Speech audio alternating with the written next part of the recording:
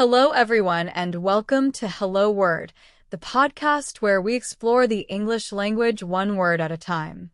I'm your host, Alex, and today's word is email. That's right, email, spelled E-M-A-I-L. It's a very common word, especially in today's world. So, what does email mean? Simply put, an email is an electronic message.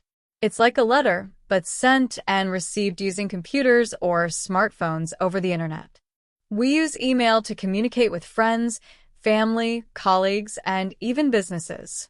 You might send an email to your friend to arrange a meeting, or you might receive an email from your teacher with homework assignments. Now, let's talk about some words that are similar to email.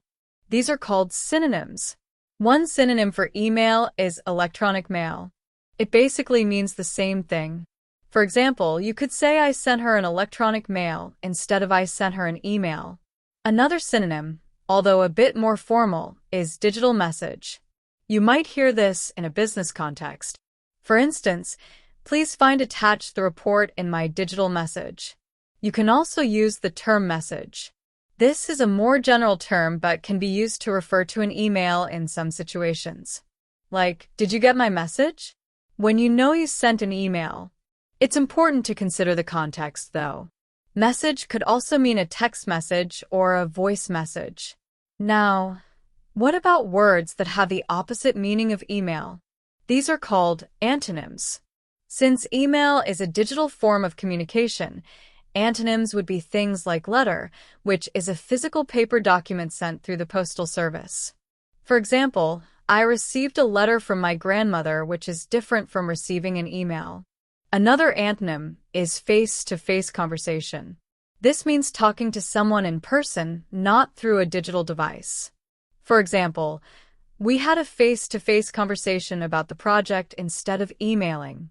A phone call is also an antonym because it is a real-time oral communication, unlike the written nature of email. As in, I gave him a phone call rather than sending an email. Another antonym is snail mail, a humorous term for traditional postal service delivery. For example, I sent the contract by snail mail since it needed a signature. So, how do we use email in everyday life? Well, you might say, I check my email every morning at 8 a.m. Or, can you send me an email with the details? You can also use email in phrases like email address. This is the address you use to send and receive emails. For example, what is your email address? Or, please add me to your email list. You might also say, I'll email you the document later today. Here are some more examples of email in sentences and phrases. I received an email from the bank about my account. He sent me an email to confirm the meeting at 2 p.m. My email inbox is full of spam. The company uses email for all internal communications. I need to create a new email account. She forgot her email password. Please reply to this email as soon as possible. Forward this email to your colleagues. Check your email for the latest updates. I attached the file to the email. Did you read the email I sent you yesterday? I get so many emails every day. The email bounced back because the address was incorrect. Make sure your email signature is professional. I unsubscribed from that email list. He uses his email for both work and personal communication. I'm going to email him to see if he can come to the party.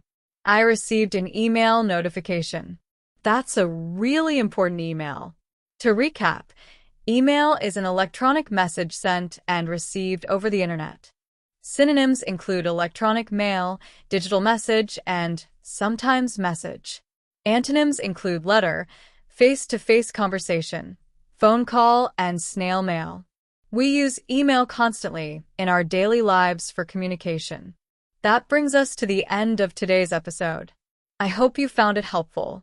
Thank you for listening to Hello Word.